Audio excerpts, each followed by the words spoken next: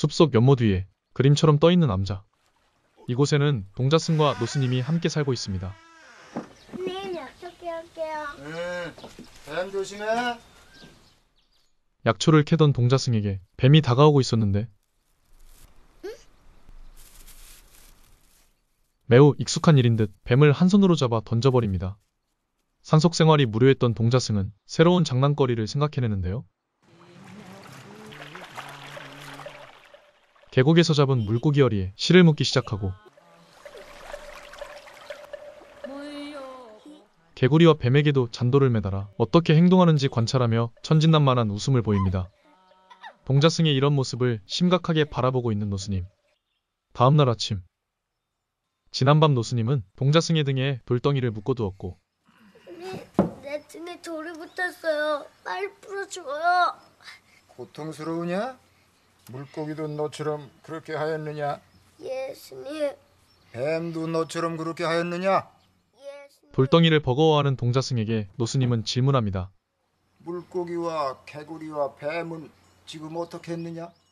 그제서야 자신의 잘못을 깨닫는 동자승. 잘못했습니다, 스님. 가서 찾아서 모두 풀어주고 오너라. 물고기와 개구리와 뱀 중 어느 하나라도 죽었으면은 너는 평생 동안 그 돌을 마음에 지니고 살 것이다. 동자승은 무거운 돌덩이를 짊어지고 자신이 괴롭혔던 동물들을 찾아 나서지만 이미 늦어버린 상태였고 결국 살생의 업보를 짊어지게 된 동자승은 크나큰 죄책감에 오열하고 맙니다.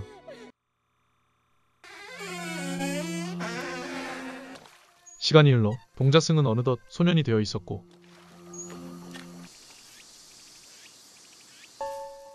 두 마리의 뱀이 교미를 맺는 모습을 보며 행복한 상상을 해봅니다. 그러던 어느 날 동갑내기 소녀가 요양을 위해 암자를 찾아옵니다.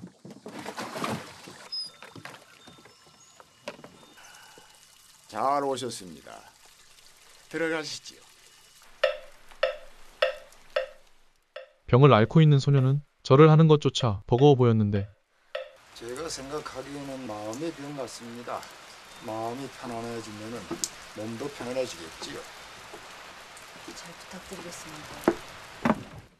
그렇게 소녀의 어머니는 암자의 딸을 맡겨둔 채 집으로 돌아가고 소녀는 소녀의 주위를 맴돌기 시작합니다.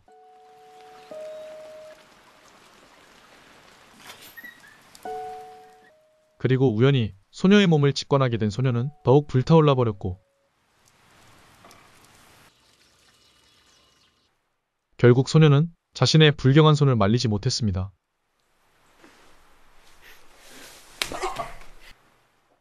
떨고 있는 소년이 안타까운 소녀는 말없이 그를 위로하고 타고 싶어요?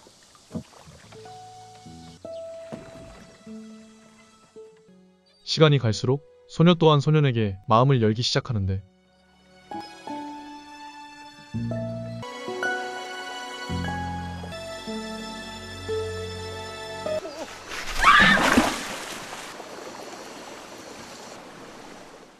소녀에게 물고기를 잡아주며 분위기를 잡은 소녀는 다시 한번 나쁜 손을 뻗치는데 약초를 찢어 달아올라 버린 소녀는 묘한 눈빛으로 소녀를 바라봅니다.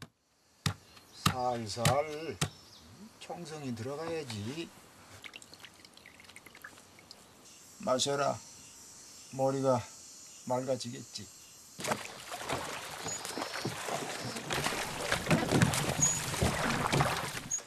분출되는 욕망을 이기지 못한 소녀는 물속으로 뛰어들고 이를 걱정하던 소녀가 다가오자 그녀를 물에 빠뜨려 버립니다.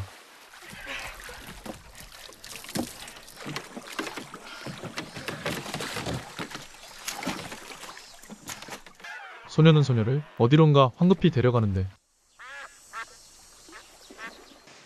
결국 두 사람은 격렬한 운동을 통해 넘치는 욕망을 해소할 수 있었고 해 떠내려간다.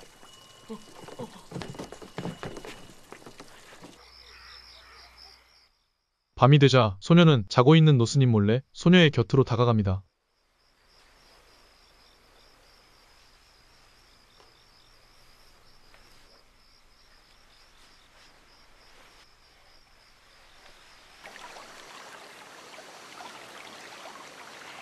이제 안 아파? 하나도 안 아파. 신기해. 안 보면 미칠 것 같아. 그렇게 두 사람은 서로를 사랑하게 되고 매일 밤 산사의 이곳저곳을 돌아다니며 뜨거운 마음을 나눕니다. 하지만 나룻배에서 날밤을 새버린 두 사람은 노스님에게 관계를 들켜버리고 예상외로 노스님은 소년을 나무라지 않는데 잘못했습니다, 스님. 저절로 그렇게 된 것이니라. 이제 아프지 않느냐?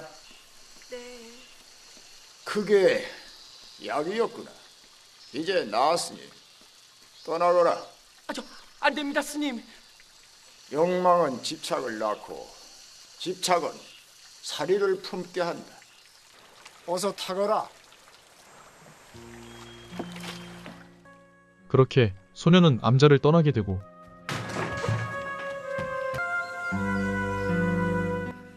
하지만 이미 욕망이 늪에서 헤어나올 수 없었던 소년 또한 결국 산사를 떠납니다. 노스님은 이를 알면서도 말리지 않고 그저 근심 가득한 표정을 내비칩니다. 그렇게 또 한 번 세월이 흘러 어느 가을을 맞이하게 된 노스님. 그리고 우연히 신문을 보다가 어딘가 익숙한 얼굴을 발견합니다.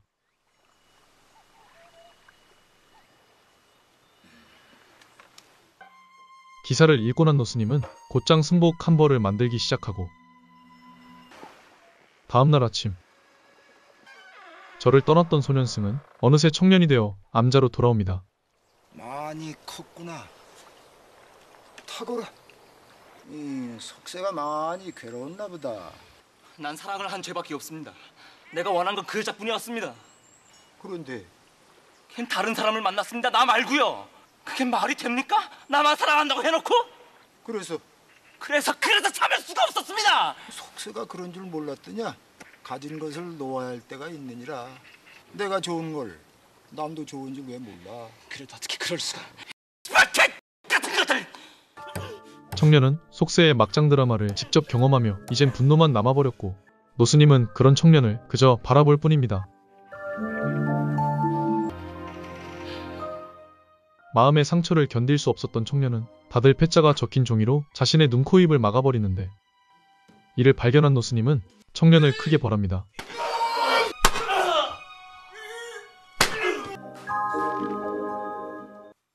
노스님의 가르침에 청년은 자신의 머리를 밀며 고통스러운 속세의 기억에서 벗어나려 하는데 노스님은 바닥에 불경을 쓰며 청년에게 깨달음을 주려 합니다.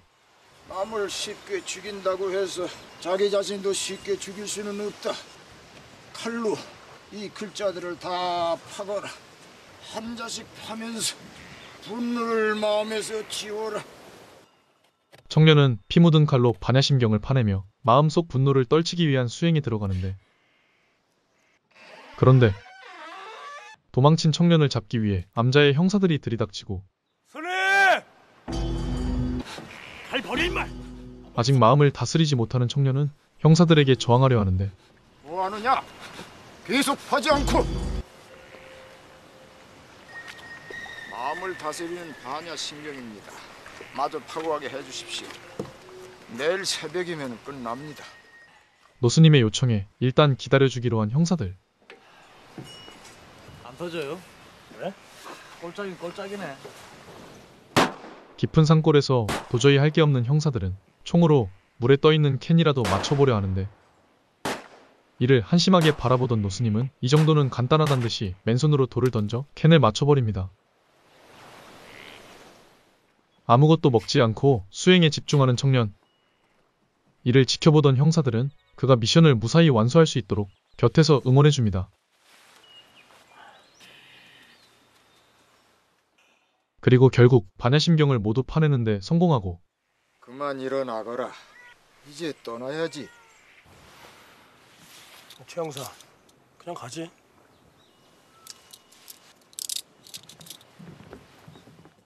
그렇게 청년은 한결 가벼워진 마음으로 암자를 떠나고 이제 남은 일이 없음을 깨닫은 노스님은 청년이 그랬던 것처럼 다들 패자가 적힌 종이를 얼굴에 붙이고 최후를 맞이합니다.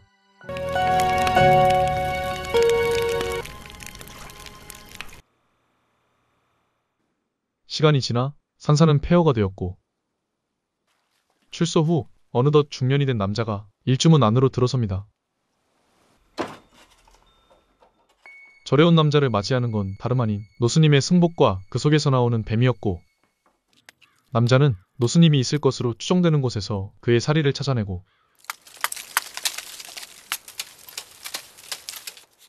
얼음불상을 조각하여 그곳에 스승님의 사리를 모십니다.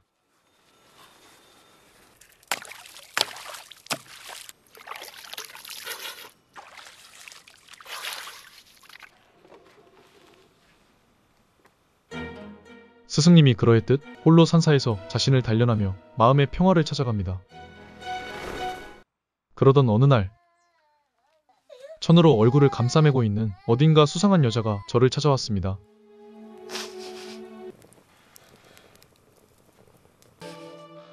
밤새 기도를 드리던 그녀는 중년승이 잠에 들자 아기를 두고 황급히 도망치려 하는데 죄책감에 계속 아기가 있는 쪽을 돌아보던 여자는 중년승이 씻기 위해 파뒀던 얼음구덩이에 빠져 목숨을 잃게 됩니다. 다음날 아침 물 위로 떠오른 그녀의 시신을 발견하게 되고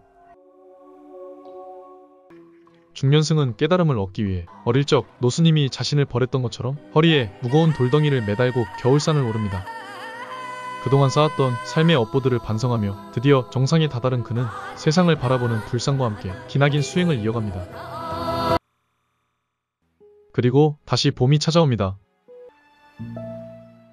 절에 버려졌던 아기는 어느덧 훌쩍 자라 동자승이 되어 있었고 중년승도 이제 노승이 되었습니다.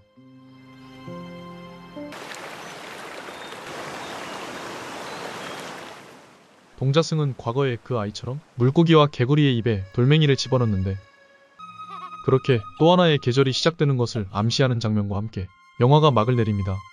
2003년에 개봉한 이 영화는 고요한 자연 속 외딴절을 배경으로 노스님과 그의 제자가 사계절의 흐름에 따라 삶의 깨달음을 얻어가는 과정을 상징적이고 시적인 영상미로 담아낸 영화입니다. 대사가 적음에도 불구하고 인간의 내면을 솔직하고 신랄하게 보여주는 전개에 끝까지 몰입하여 시청할 수 있었는데요. 특히 영화 속에서 노스님은 모든 걸 다 알고 있더라도 굳이 말로 설득하지 않는 모습을 보여주는데 인간이란 본래 직접 겪지 않으면 깨닫지 못하는 존재이기 때문이 아닐까 하는 생각이 들었습니다. 지금까지 영화 봄, 여름, 가을, 겨울 그리고 봄이었습니다.